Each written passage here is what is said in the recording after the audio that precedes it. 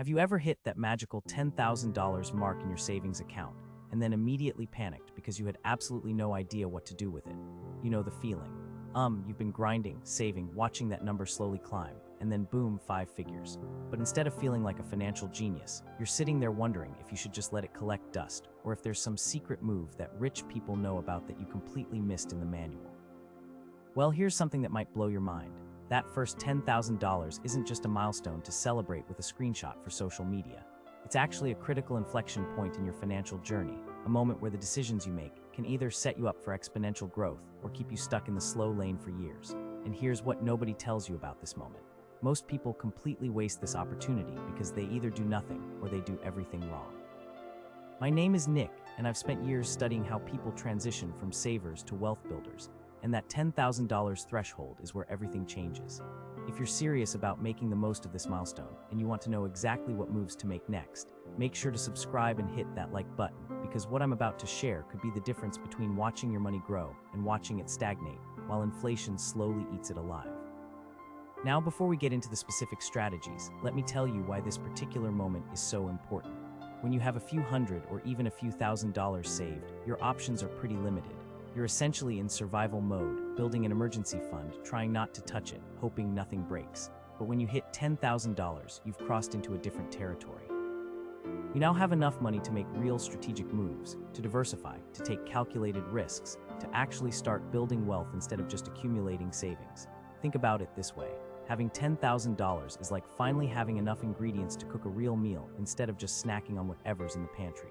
You can start making intentional decisions about what kind of financial future you want to build. But here's the catch, and this is where most people mess up. They treat this $10,000 like it's either untouchable money that must be protected at all costs, or they treat it like monopoly money that they can throw at whatever investment their cousin mentioned at Thanksgiving dinner. Both approaches are wrong, and both will cost you serious money over time. The people who successfully leverage this milestone understand something crucial. This isn't about protecting your money or taking wild risks. It's about strategic allocation based on your specific situation, your goals, and your timeline. It's about making your money work in multiple ways simultaneously, each dollar serving a specific purpose in your overall financial strategy. Let me share something that might surprise you. The difference between someone who builds substantial wealth and someone who stays stuck at the same financial level often comes down to what they did with their first $10,000. It's not about how much they earn or how lucky they got. It's about the system they built and the decisions they made at this critical juncture. Throughout this video, I'm going to walk you through exactly what to do when you hit this milestone. We're going to cover the specific moves you need to make, the mistakes you need to avoid, and the framework for thinking about money that separates wealth builders from perpetual savers. And yes, I'm going to reveal some strategies that might challenge everything you've been told about what to do with your savings. But first, let's address something important. Not everyone's $10,000 is created equal.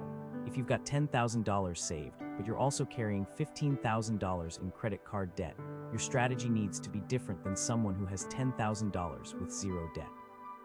If you're 22 years old with decades until retirement, your approach should be different than if you're 45 and just starting to get serious about wealth building. This is why cookie-cutter financial advice is so dangerous. Some guru telling you to throw everything into index funds might be giving you terrible advice depending on your situation. Another expert telling you to keep it all in cash might be causing you to miss out on years of compound growth. The key is understanding the framework and then applying it to your specific circumstances. Here's what most financial content gets wrong about this topic. They either oversimplify it to the point of being useless, or they overcomplicate it to the point where you're paralyzed by analysis and end up doing nothing. They'll tell you to invest without explaining what that actually means for your situation. They'll preach about emergency funds without acknowledging that the rules are different once you have real money saved. They'll talk about diversification without explaining how to actually implement it with a $10,000 starting point. The strategies I'm about to share with you are different. These aren't vague platitudes about being smart with money. These are specific, actionable moves that you can implement immediately, each one designed to maximize the potential of your first $10,000 while protecting you from common pitfalls. Some of these strategies might challenge what you've heard before. Some might require you to think about money in a completely new way. But if you're willing to set aside your preconceptions and really understand the logic behind each move, you'll have a clear roadmap for turning that $10,000 into something much more substantial. Now, I know what some of you might be thinking. Nick, this sounds great, but I'm terrified of making the wrong move and losing everything. I hear you, and that fear is actually healthy. It means you respect the effort it took to save that money. But here's what you need to understand. The biggest risk isn't making a wrong move. The biggest risk is making no move at all and letting inflation slowly erode your purchasing power while you sit on cash earning basically nothing. So here's what we're going to do. I'm going to walk you through 7 specific strategies for what to do when you hit your first $10,000. Each one builds on the others to create a comprehensive system that balances safety, growth, and opportunity. By the end of this video, you'll know exactly what moves to make based on your situation, and you'll have the confidence to actually implement them. Let's start with strategy number 7, and this one is non-negotiable regardless of your situation.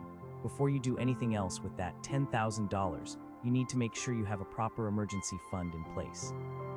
I know this sounds boring compared to investing or building wealth, but trust me, skipping this step is like building a house without a foundation. It might look good for a while, but eventually everything comes crashing down. Here's the reality. Life is unpredictable. Cars break down, people lose jobs, medical emergencies happen, and if you don't have cash set aside to handle these situations, you'll end up going into debt or liquidating investments at the worst possible time. The general rule is to have 3 to 6 months of essential expenses saved in a readily accessible account. Notice I said essential expenses, not your total spending. We're talking about rent, food, utilities, insurance, the stuff you absolutely need to survive. For most people, this means having somewhere between $5,000 and $15,000 set aside. If your $10,000 doesn't fully cover this, your first priority is getting that emergency fund to a comfortable level. Strategy number 6 is where things get interesting because this is where we start talking about debt elimination, but not in the way most financial gurus preach about it. The conventional wisdom says pay off all debt before investing, but that's actually terrible advice in many situations. Here's what you need to understand. Not all debt is created equal. If you've got credit card debt charging you 20% interest, yeah, you should absolutely prioritize paying that off because there's no investment that's going to reliably beat a 20% return. But if you've got student loans at 4% or a car loan at 3%, the math changes completely. The key is understanding the interest rate arbitrage. If your debt costs you 4% and you can reasonably expect to earn 10% by investing, you're actually losing money by paying off that debt early instead of investing. This is one of those concepts that feels wrong emotionally, but is absolutely correct mathematically. The strategy here is to look at each debt individually and make a calculated decision. High-interest debt above 7 or 8%, attack it aggressively. Low-interest debt below 5%, make your minimum payments and invest the rest. This might go against everything Dave Ramsey taught you, but the math doesn't lie. Strategy number 5 is about setting up your investment foundation, and this is where most people either overthink it to death or don't think about it enough. With $10,000, you finally have enough to open proper investment accounts and start building real wealth. The first move is maxing out any employer match in your 401k if you haven't already. This is literally free money, and if you're not taking it, you're leaving guaranteed returns on the table. After that, you want to open a Roth IRA and start contributing. The beauty of the Roth is that your money grows tax-free forever, and you can withdraw your contributions anytime without penalty, giving you flexibility while building wealth.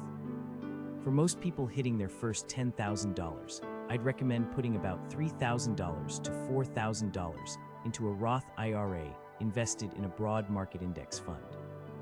This gives you exposure to the stock market's long-term growth while keeping things simple and low cost. You're not trying to pick the next Amazon or time the market perfectly. You're just buying a piece of American business success and letting compound growth do its thing. Strategy number 4 is about creating your opportunity fund, and this is something most financial advice completely ignores. Once you have your emergency fund set and you've started investing, you want to keep some cash available for opportunities that might come up. This could be anything from a great deal on something you need, to a chance to invest in a friend's business, to being able to take advantage of a market crash when stocks go on sale. The key is that this money serves a different purpose than your emergency fund. Your emergency fund is for problems. Your opportunity fund is for possibilities. I'd recommend keeping about $1,000 to $2,000 in this category, easily accessible but separate from your regular checking account, so you're not tempted to spend it on random stuff. Strategy number 3 is where we talk about skill investment, and this might be the most important strategy on this entire list, even though it has nothing to do with traditional investing. When you hit $10,000, you should seriously consider allocating a portion of that money toward increasing your earning potential. This could mean taking a course that teaches you a valuable skill, getting a certification that could lead to a promotion, or investing in tools and equipment for a side business.